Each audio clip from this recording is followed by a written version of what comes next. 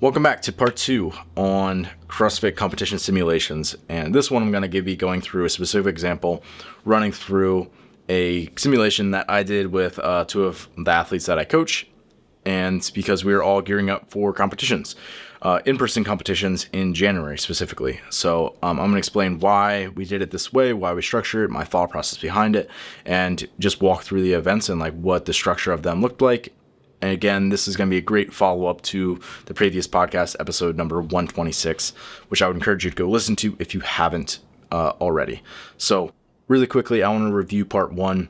First thing I sought to do was answer 3 questions. Number 1 is, who is the simulation best for and who is it inappropriate for?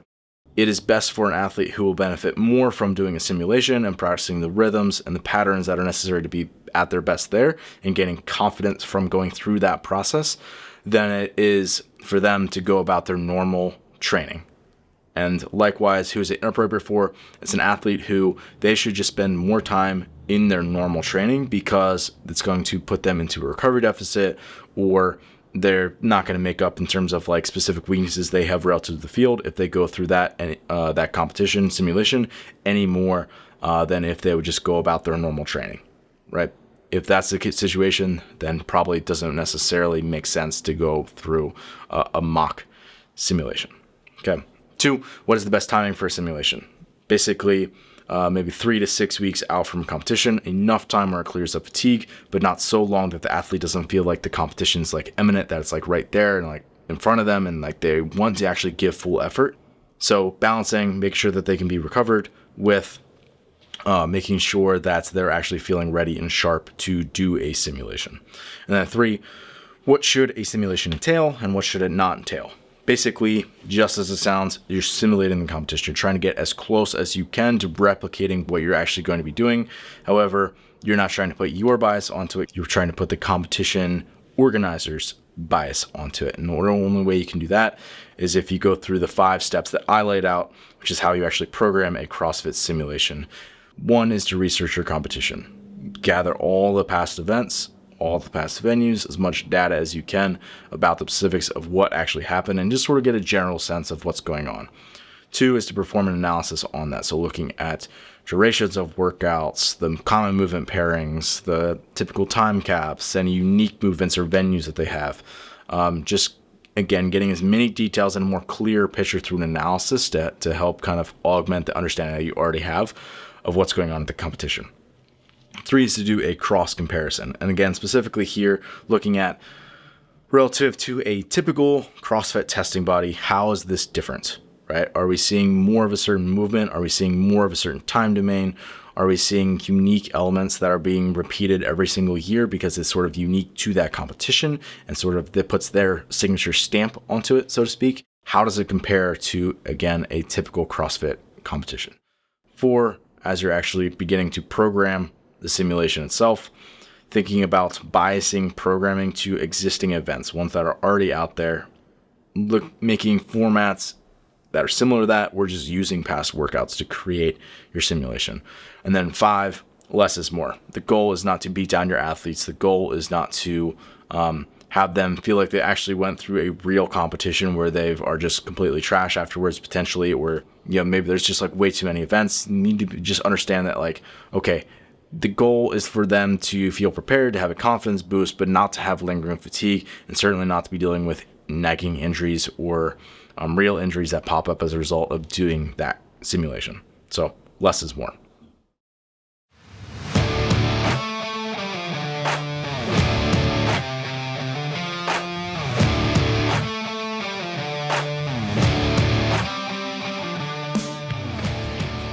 The fitness movement is brought to you by Zor Fitness. We offer coaching and individualized program design, as well as educational content for coaches and athletes. It's all at one place, zorfitness.com. One more thing that I want to talk through before I actually go through those 5 steps for the simulation that we did was why this simulation and why now? Why the timing of it? So firstly, the timing of it. Again, one of the principles that we go back to is like just trying to avoid disrupting regular training as much as possible. All right, so allowing the athletes to continue to string good training weeks back to back, continue to string good training cycles back to back, that's like the primary goal of like almost all training, right? It's just to continue to have them stack wins.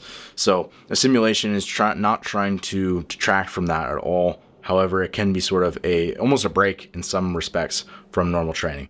So specifically for the athletes who did this, myself, it was Riley Stoltzfus and Sam Hagen, who all three of us did this. We're in a very similar boat where we're all competing in January. Riley's going to be doing Wodapalooza on a team, which is a little bit different, but I'll get into specifics of why we all did the same one. Sam and I are competing at TFX, the Fittest Experience, so Texas, and 1 week after Riley, I believe.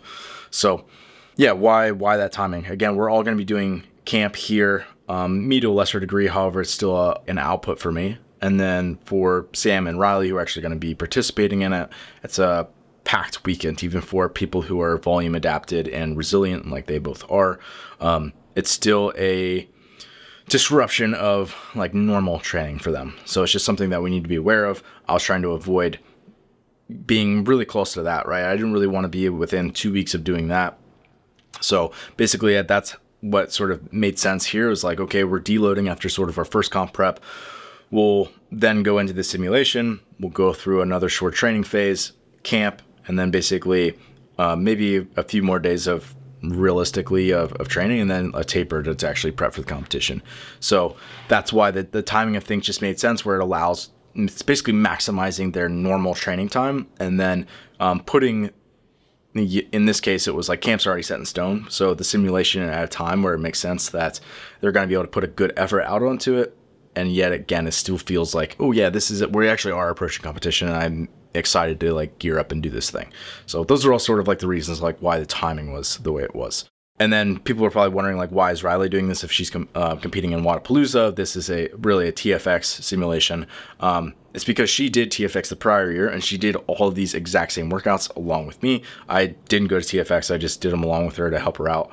Wasn't coaching her at the time, but yeah, I mean, for her, it's going to be a huge confidence boost, because she's likely going to see in every single test that she's going to improve dramatically, just because she's way fitter than she was last year. So that's going to be cool to see. And like the goal is really for it to be a confidence boost for her, right? And then for me and Sam, we're obviously preparing for the Fittest Experience, so that makes perfect sense. And really the statistical analysis really didn't change from 2023 to 2024.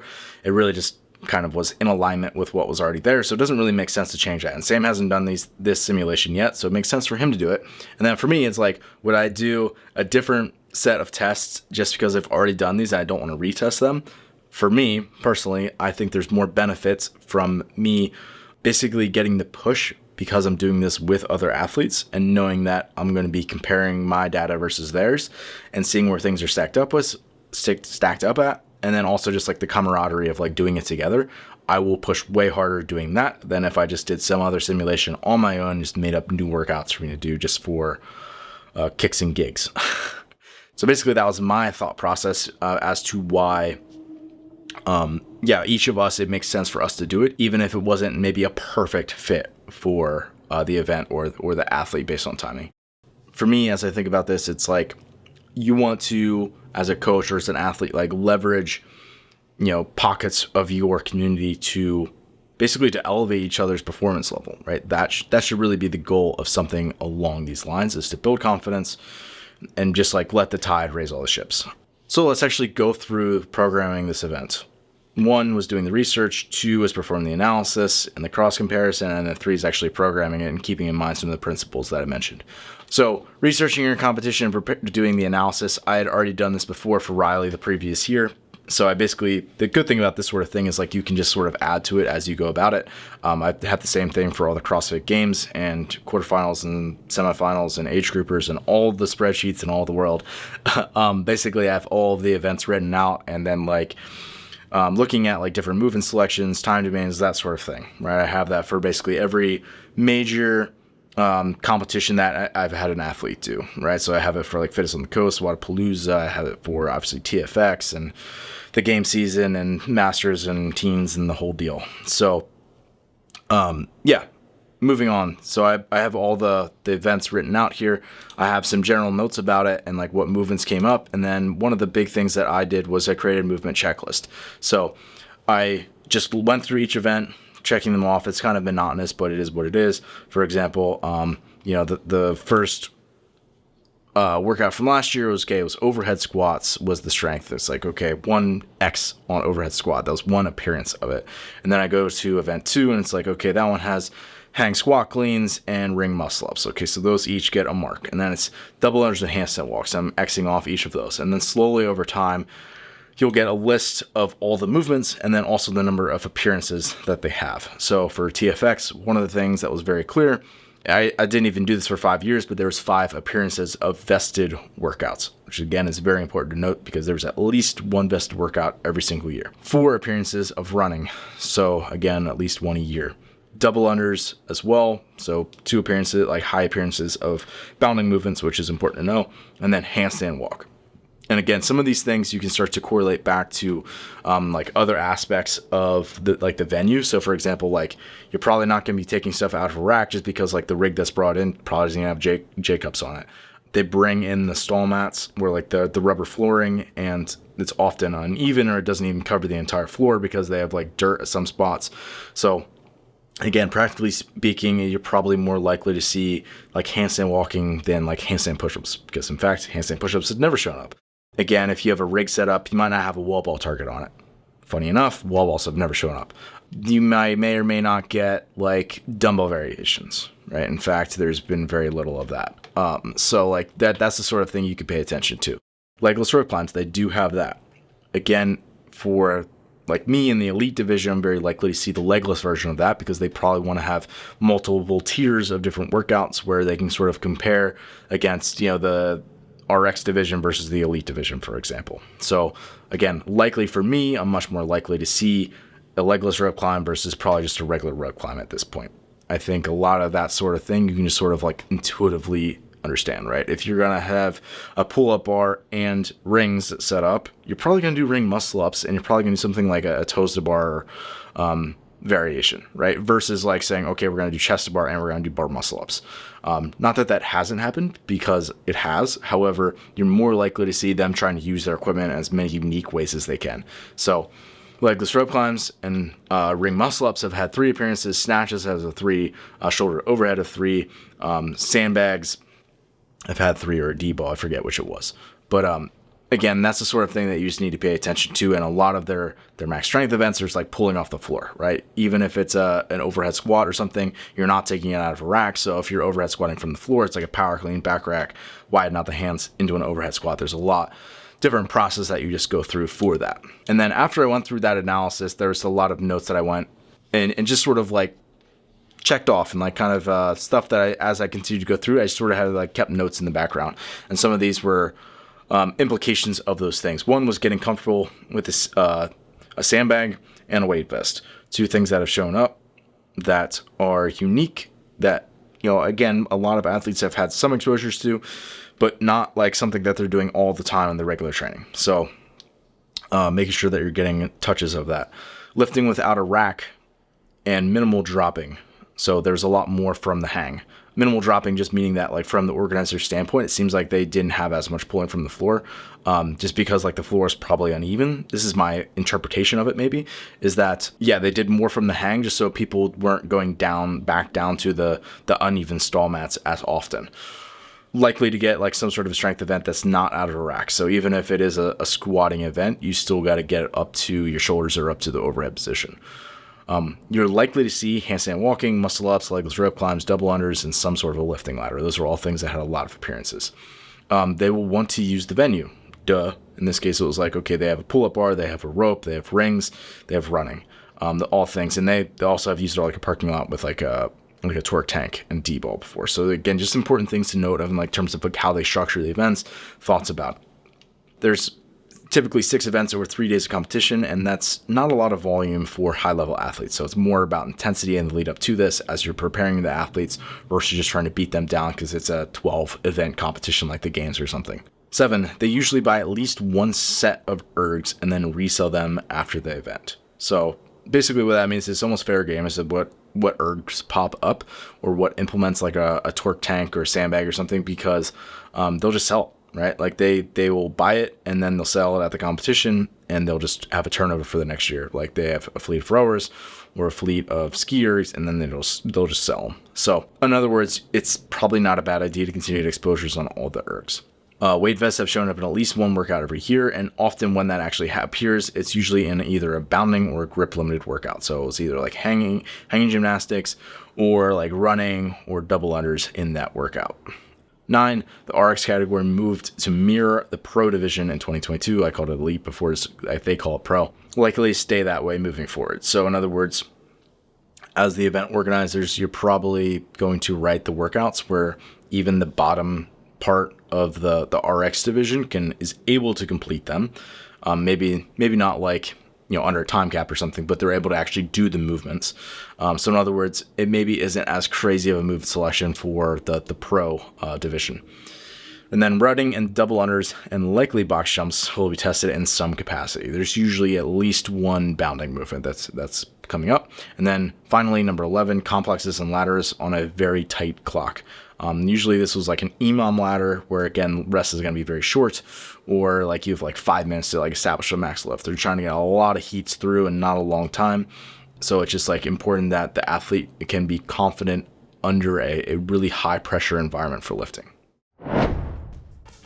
Do you have a topic that you'd like to request as a future show, or just a question about training? Reach out to me. My email is ben@zorfitness.com, or you can DM me on Instagram @zorfitness. Lastly, head over to zorfitness.com if you want to browse all of our previous shows with in-depth show notes, as well as educational content for all things training. So those were the first 2 steps: researching competition, performing an analysis. And then next would be like doing a cross comparison. And for me, this isn't really difficult because I'm pretty used to what we're seeing as like a quarterfinals testing body so far, and like what we're preparing, like Sam and Riley and even myself for in terms of like the regular CrossFit game season. And one of the big things is like, okay, you're not going to get like outdoor running in like a quarterfinals. So you might get shuttle runs, you might get double unders, you might get box jumps, but you're not likely to see like a long event that's like 30 plus minute with like a mass start. You're not going to see that, which you could very well see that at a Wodapalooza or TFX. And you're not going to get like linear running. It could also be like outdoors, up and down. It could be vested, right? So the vested thing is another big difference for TFX. And then the swimming thing is a huge difference for Wodapalooza. Like those are things that you're just not going to see. Likewise, you're pretty unlikely to see like a heavy double under or drag rope in a quarterfinals testing body. However, Wodapalooza and TFX have both implemented like heavy ropes, for example, or like a torque tank, or like a ski erg, or a bike erg, or even an air bike, because like those are things that, like, besides the rower, because it's easiest to be standardized, you're not seeing other ergs in online competition environments, and making sure that you're getting just touches of those other things. Like those sorts of things are what we're talking about. Or maybe like a high foam box where you're going to have like a series of those. Like you might have 10 of those because you got 10 lanes at the competition, where that's very easy to bring in that sort of thing at an in-person competition, but it's very difficult to standardize that sort of thing at an online competition. Most difference here in terms of like Wodapalooza TFX versus like a quarterfinals testing body was just the fact that like quarterfinals is a online competition. And with a qualifier, there's always difficult things about like, standardizing and making sure that everything's uniform and like floor layouts, right? As simple as like advancing equipment to like illustrate, the workout for like the fans is something that's probably way more likely to be seen at you don't see that at a quarterfinals test. And you're going to obviously see that if it's a quality competition at an in-person event. So yeah, things like that. So I didn't really need an in-depth cross comparison, but that was sort of like my thought process. Then actually getting into the programming itself. So let's actually go to the simulation and walk through it. I will link to this in the show notes and the description on YouTube. Event number 1 was actually a 2-parter. Event 1A and 1B, Road to Glory, 12-minute clock. Event 1A was a 1-mile run in a weight vest, and event 1B was an AMRAP in the remaining time of that 10-minute clock, of 4 alternating pistols and 4 box jump overs to typical heights. And again, both parts were in a weight vest. Event 2, hinge pull, which was a variation off squat pull, which was one of their workouts. So very, very similar structure of workouts. So it's basically changed from squatting reps to hinging reps, as the name alludes to. 4 time with a 14-minute cap, 15 bar muscle ups, 45 deadlifts, 155, 105, 30 chest to bar, 30 cleans, 155, 105, 45 pull-ups, 15 snatches, 155, 105. And there you're advancing the barbell 12 feet for each new movement. So that was day number 1. Day 2, event 3, grip and RIP, 4 2-minute intervals with 60 seconds of rest between each of those intervals. 60 double unders, 3 legless rope climbs to 12 feet, and then dual kettlebell clean and jerks from the hang, 53 for males per hand, 35 for ladies. Advance the kettlebells after every 5 reps, and I believe that was 6 feet that we advanced the kettlebells there. Again, 60 seconds between rounds. So you're continuing to go in that fashion until you reach 50 reps or until the end of that 4th 2-minute interval. Event 4, max complex. 5-minute clock, 4 max load, 3 cleans, and 1 jerk. And then day 3, event 5, rump pump. 4 time with a 16-minute cap, 3 sandbag clean, 3 sandbag squats. 60-foot sandbag carry, 30-foot handstand walk. And then it climbs with the same movements. 6 sandbag cleans, 6 sandbag squat, 60-foot carry, 30-foot handstand walk. 9 clean, 9 squat, 60-foot carry, 30-foot handstand walk, and 12 sandbag clean, 12 sandbag squat, 60-foot carry, 30-foot handstand walk. 150-pound bag for males, 100 for females. And then finally was the finale, with 4 time with a 5-minute cap, 40 calories for males, 30 for females on an air bike, 20 burpee box get-overs to 40 inches for males and females, and you may use your hands to get over the box, and then 10 meters of an overhead walking lunge, 185 for males, 125 for females. So those are the events. I definitely didn't entirely make them all up. One was that Road to Glory one, the 2-parter was with the 1 mile run, and the pistols and box jump overs was one that they had already done. And then I made a small iteration off the squat pull workout to being a hinge pull workout, just because there was already some squat volume and bounding stuff with the pistols before. I didn't want people's knees getting really irritated from this, so I just made it a hinging based thing. And that's one thing that I kind of like rely on as I write these, is like only deviate from it as it like makes sense, right? You want basically the totality of the simulation to make sense. So if you need to make adjustments to the individual events or the program as a whole to make sure that, again, it just like follows good program design principles of like just programming any other competition, that's probably a good idea, provided that it still reflects the competition, which it obviously did. So that's what I mean by biasing towards like existing events. Like some of them were iterations of workouts we had already seen, exact variations of workouts we had already seen, or very similar structuring of events, like a 5-minute clock for a clean complex of some kind, or intervals with 60 seconds of rest where you reset in between and there's like a bye in each round, and like advancing your piece of work, your implement, that is. Or like a sandbag, handstand walk, like strongman gymnastics combination is very common. Or like a finale where it's more like gritty and like a short sprint chipper sort of thing. Again, all things that you would be very likely to see in a competition like this. Finally, I would kind of underscore one more time that less is more. For Riley, Sam, and myself, this was a significant reduction in the training that we would normally do on 3 normal training days.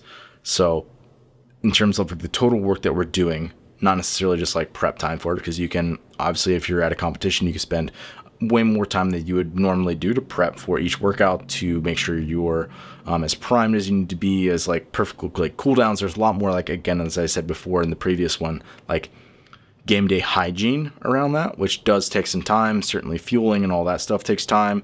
Cameras, if you're gonna like film it and like review and like that sort of stuff, all takes time. So it's still the stress, but in terms of like training volume, it was a pretty significant reduction, again, compared to what we're just normally doing on like a day-to-day normal basis. One more thing to sort of underscore is that there's gonna be plenty of stress when you're actually doing this if you do it correctly and do it well. However, it shouldn't be so draining that it detracts from your normal good quality training moving forward. And then like the results, like how I felt about it, my reflections, I think it definitely appropriately challenged each of the athletes, like each of the three of us who did it. And it was a good comparison for myself and from Riley from the previous year. It was far enough away where like I didn't even really remember a lot of the events of like the specifics around them or like how they felt necessarily. For Riley, she's just like a dramatically different athlete than she was last year at this time, which is obviously really cool to see. But overall, they haven't released any of the workouts yet for any of her competitions, but I'm expecting that it's going to, at least in some way, have carryover and benefit to the athletes, if nothing else, from a confidence building perspective. Like, I feel like we are prepared to actually go and hit our competition and do it well. And there's also a few things that kind of popped up as a result of this simulation that are sort of like, not like red flags, but there's sort of like things to kind of call attention to and like, okay, we should continue to touch on this thing because there's an avenue here that we probably have additional low-hanging fruit, an area that we can leverage. Just like things that we continue to work on. It's like learnings that happened with the individual athletes that will only benefit them as we go into our final training block leading into the competitions. So that's how I actually go about the process of programming a CrossFit simulation. Thanks for listening today. If you're someone who just started listening to the show, I would encourage you to subscribe so you can stay up to date. If you're someone who's been listening for a while, I would encourage you to rate and review the show. And lastly, the best thing that you can do to support our work is also the best thing that you can do for your performance. And that is by hiring one of our coaches. Until next time, stay the course.